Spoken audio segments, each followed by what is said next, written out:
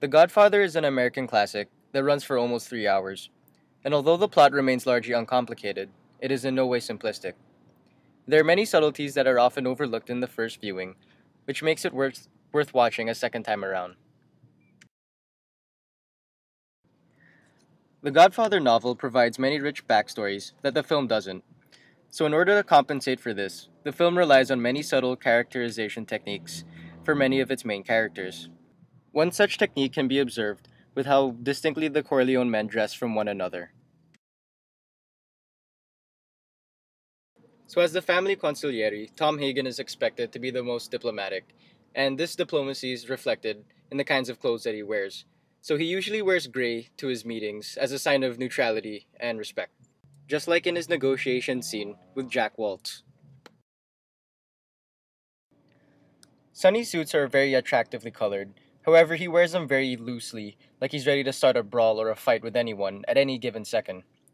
Fredo, on the other hand, calls too much attention to himself with overly flashy suits, perhaps overcompensating for his lack of power or significance in the family.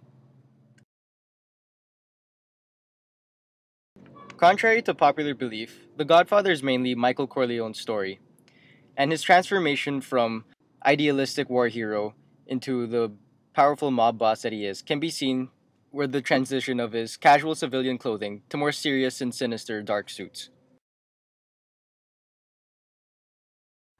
Don Vito Corleone undergoes a similar transformation as he slowly hands over the reins to his son Michael. Instead of being seen in his iconic dark and intimidating suits, he trades in these suits for more leisurely cardigans and loose polos. Each of the three sons handles situations very differently. Sonny is undoubtedly strong, yet his hot tempered attitude and recklessness make him a bad Don. Prior to his short lived leadership, he was actually Don Vito's underboss or right hand man, a fitting position for someone with his type of temperament.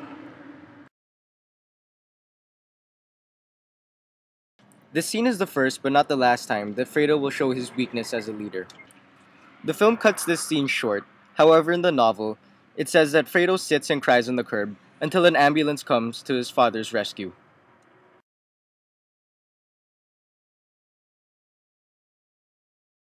Although often underestimated by his older brothers, Michael possesses a keen power of detachment. In this scene, he doesn't say I love you to Kate, not because he doesn't mean it, but because he's focusing on more important matters.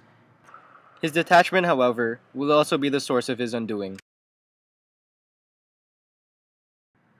Michael's baptism by fire occurs during the hospital scene, and here we get a glimpse of how he manipulates his enemies through the use of deception. As a relative rookie, Michael reacts well under pressure compared to his other two brothers.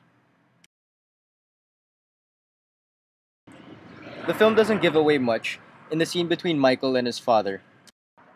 In the novel, however, Vito is crying out of sadness because his son is being unwillingly pulled into the family business.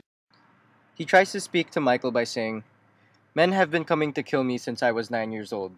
What should I be afraid of?" One of Michael's natural talents is the ability to persuade almost anyone. This scene is the first time that Michael steps up and makes a big sacrifice for his family. However, he must convince Sonny and Tom before they let him get into the family business.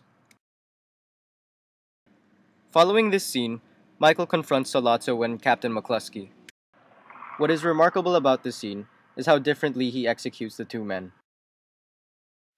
Salazzo's is a business kill, one shot to the head with no time wasted. With McCluskey, however, he puts one shot deliberately in his throat, stares him down, and then finishes him off. As Michael slowly gains control over his father's empire, he begins to show his true skill and cunning. Johnny Fontaine is only one of the many people who owe his father favors, and he uses these old favors to take his family even further. Michael is a smooth talker just like his father. However, his style of persuasion is a little more aggressive. He never leaves room for a no, and even when caught in foreign territory and outgunned, he never backs down. He's always 3 steps ahead in negotiations and is very rarely caught off guard.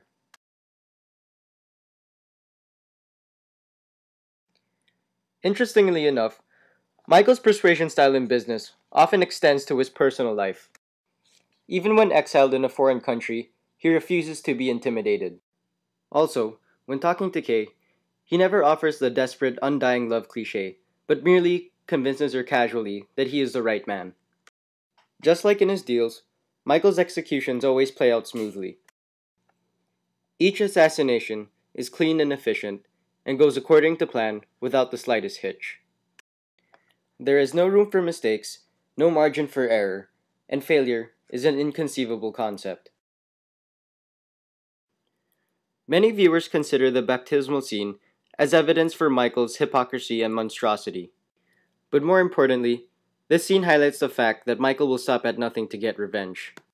It is the only means by which he can leave Carlo susceptible and unsuspecting of his plans. On the whole, Michael belongs to a society that is highly secretive and exclusive. Many scenes in the film are shot to make the viewer feel envious.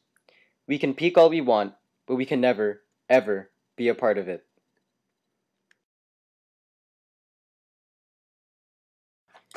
One of Don Vito's most memorable lines in the Godfather novel is that every man has one destiny. Looking back on the film, Michael's rise to power was more circumstantial than anything. However, his unwavering embrace of his destiny is what will ultimately lead him to be consumed by it.